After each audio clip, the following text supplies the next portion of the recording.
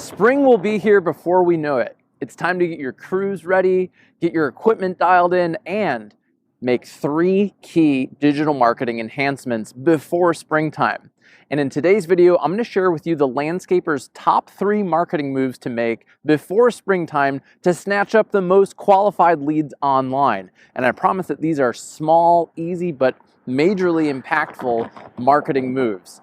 This video is going to feature some footage from my recent talk at Kubota USA's Turf Talk. It was a live virtual event, and let's dig into the episode. We weren't getting the leads that I knew we could. We weren't getting the right leads. What started happening is that our leads are more qualified. Our sales have probably gone up by about 10 to 15% a year. We're going to increase our sales volume by $1 million in a year. Now, what we'd like to do, Jack, is we'd like to kick it back over to you for basically talking about some more marketing items that people can do with their businesses and their websites. Thanks, Tom. You know, those videos were spectacular. So good job. I mean, those were just amazing, and I'm super excited for springtime, which is right around the corner. And while you might not have time to completely build a new website before March or produce an amazing video like that while it's still snowy out, there are 3 marketing moves to make before springtime to snatch up the most qualified leads online.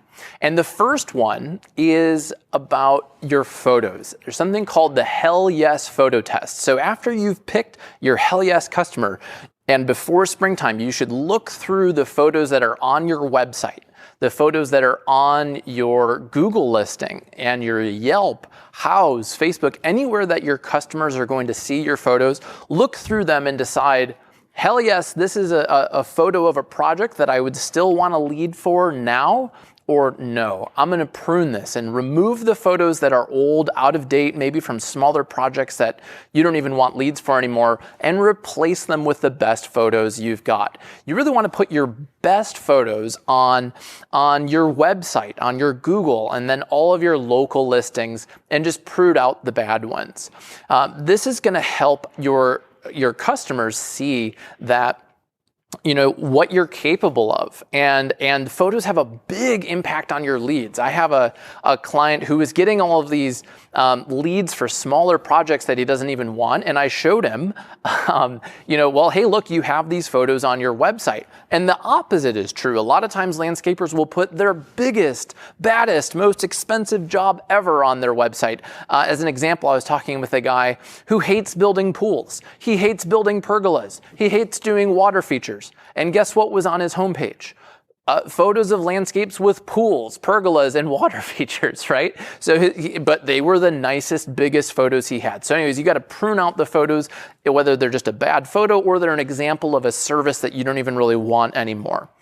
The next tip is to seal the deal with the 4-star review test. And so what you want to make sure is that you have a 4-star average on Google, on Facebook, and Yelp, because who wants to hire a 3-star commercial landscape company or a 2-star commercial landscape company?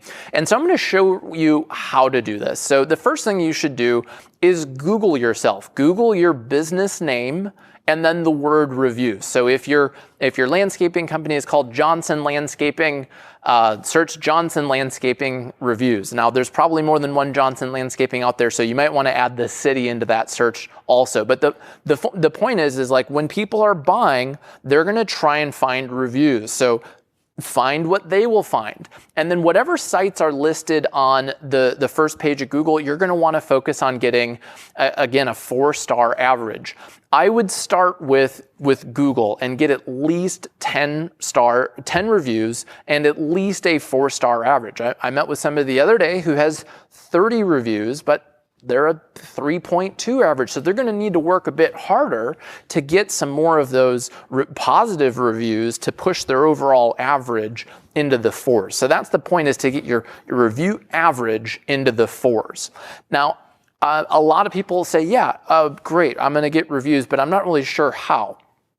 So I have 3 key review management questions that you need to know as a business owner and overall as an organization, and they are who? Who at your company is going to ask your customer for a review?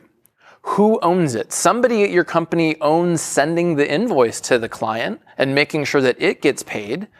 Do you have that clarity around reviews? Most companies don't. I recommend that the person who does this has a relationship with the client, because people are more likely to review other people than they are some giant company. Meaning if your account manager has a rapport with their client, Tom, they'd reach out and say, they'd literally pick up the phone and say, hey, Tom, hey, could you do me a favor, buddy? Oh yeah, what is it? Hey, I'm working on getting better reviews, and it'd mean a lot to me if you'd write a review on Google. Would you do that for me? And now I've asked Tom directly to do something for me, and if he agrees to do it, that review is going to have a much better chance of actually showing up online than just him getting something from my company to his company, right? Now, the next question is when? When should you send this? And this is going to depend on if you're more of a design, build, construction, or installation company where there's a project that has a start and an end time. Well, then you'd want to do it at the end of that project. But if you're more of a full-service maintenance company, or you're doing snow maintenance or something like that, you'll need to decide what works best. I recommend that people do it 3 or 4 times a year, reaching out to get this feedback and listening to it. The next question is how. So how are you going to send this? And this is where a lot of people get stuck. And so the how, you need to make it easy for your customer to write a review for you. And in the, I actually wrote up an ebook that we're going to be sending out later today with some other content from the partners of this event that's going to be really helpful, that shows you exactly how to do this.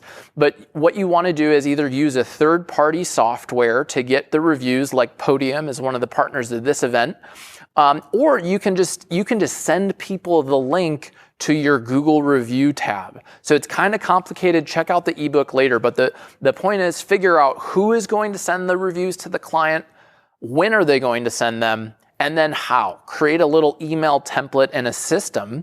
And I recommend that you review these reviews as a company. Share them with people. A lot of times, employees who aren't even client-facing are super motivated to know that your customers feel like they're doing a good job. Or when they see that the customer is giving negative feedback, that they're not happy with something, they might think of a way to improve the service, which will help you retain that client.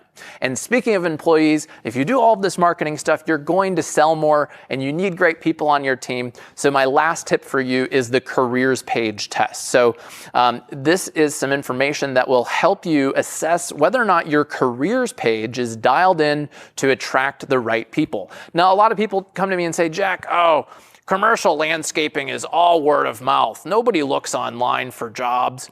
Well, that's not what I'm seeing and not what I'm hearing from real commercial landscapers. And what I'm sharing right now is the Google trends for landscaping jobs near me. So you can see over the last 5 years, it's increased every spring, the amount of people who are literally picking up their phone and saying, hey, Siri, can you find some landscaping jobs near me? It honestly doesn't even make sense to me that people would do that. But the fact is, people are looking on their smartphone for just about everything, including landscaping company jobs. But getting found is only part of it. And, the real thing that you need to do is sell people on why should they work for you. Why should they work for you instead of some other landscape company or a construction company? You're competing with a lot of different people to get these people to apply for you. And there are a few basic things that you should include on your careers page. The first one is perks. Do you offer any perks? An example of a perk might be that you have an annual company barbecue. Okay, a lot of people actually care about that sort of stuff. Another perk could be that you buy people work boots at the start of the season. Whatever it is that you're doing at your company, or you have Donut Friday, or what, you're probably doing something that's a perk, but you're not telling anyone about it. So that needs to be on there. And then the benefits. I met with a commercial landscaper recently, and they said, I'm having such a hard time recruiting, and there is a shortage of labor. But the point is they weren't communicating that they had a retirement plan, health, dental, and vision, and that they had paid time off. Those are serious benefits. Were they on their careers page? No. It was a little bulleted list of need person to work outside in the sun.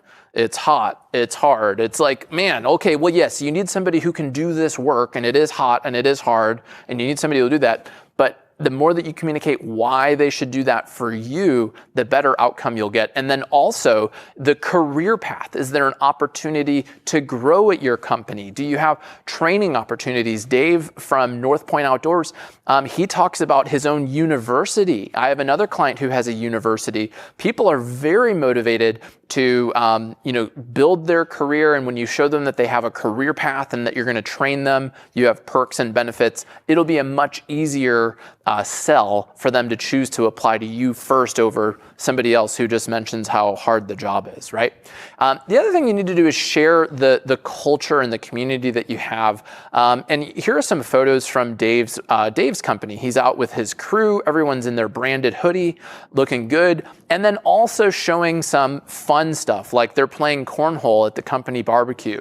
And this shows that there's camaraderie and that people get together. So make sure that you're demonstrating those things. Now, if you do this, you're going to get a lot of people checking out your website. And I have a tip to help you disqualify people who are not a fit for you. And I want to share with you one of my clients, Blue River Tree Care and Forestry, Blue River Forestry and Tree Care. On their careers page, check it out. We've got cool photos. They've got a cool video. But a key requirement to work at their company is that you have to have a driver's license. If you don't have a driver's license, if you check the box no, you can't even apply, right? Because how often do you get thousands of applicants and only 100 of them are even worth looking at? Find out whatever that thing is that's a bare minimum requirement and put a little button in your form that if they don't answer that correctly, they can't even fill it out. I promise this works. They've gotten amazing employees applying through this, and go try it out. Now, we've shared a lot of helpful information today. And there's a lot that you could do. Some of it's going to take more time than others. The point is pick one of them and get it done, right? March is going to be here soon. And how easily could you send out some emails to your top clients to write a Google review for you? How easily could you just review your website and remove some photos that you don't like? And hey, I know that you're going to be hiring, so take a look at your careers page and implement one of those tips. So go get it done. Right now, I'm in front of the Grapevine Vintage Railroad in Grapevine, Texas. This is where I stayed. This is where the event was. I'm about to get on my plane. I had an incredible time. I love coming to Texas. The people are so friendly here. And I finally had authentic Tex-Mex, which was it was majorly flavorful. Really enjoyed it. I had some Texas red chili and an overall really good time. So Grapevine is this really cool little town. It's got an amazing downtown,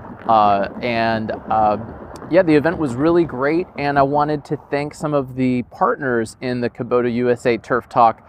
For one, Kubota USA, thanks for having me as your keynote speaker. It was really fun. Some of our other partners included Echo, Kawasaki Engines, Hydrogear Commercial, and Podium, and North Point Outdoors. So it was a really great event, and I recommend that you check out the full replay of that event, which you can get at kubotausa.com/turf talk. It has a lot of information from the partners about just getting your equipment ready. It has they talk about Kubota's fleet program and how you can grow your team. They talk with Dave Fairburn, who runs a $9 million commercial landscape company from New Hampshire. So check that out. And my name's Jack Jostes. Thanks so much for tuning in to the Landscaper's Guide to Modern Sales and Marketing podcast. I hope you enjoyed this episode. I look forward to seeing you next week. So be sure to check out our podcast on Apple Podcasts, Spotify, it's on YouTube, and you can read the transcripts and see all the links and other things at ramblinjackson.com/podcast. Have an awesome week. Get ready for a profitable spring, and I'll talk to you later.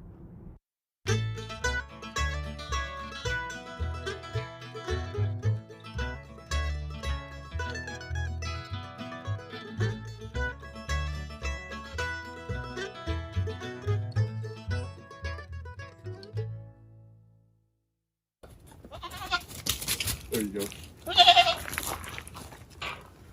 It's over here, guys. Hey, it's over here.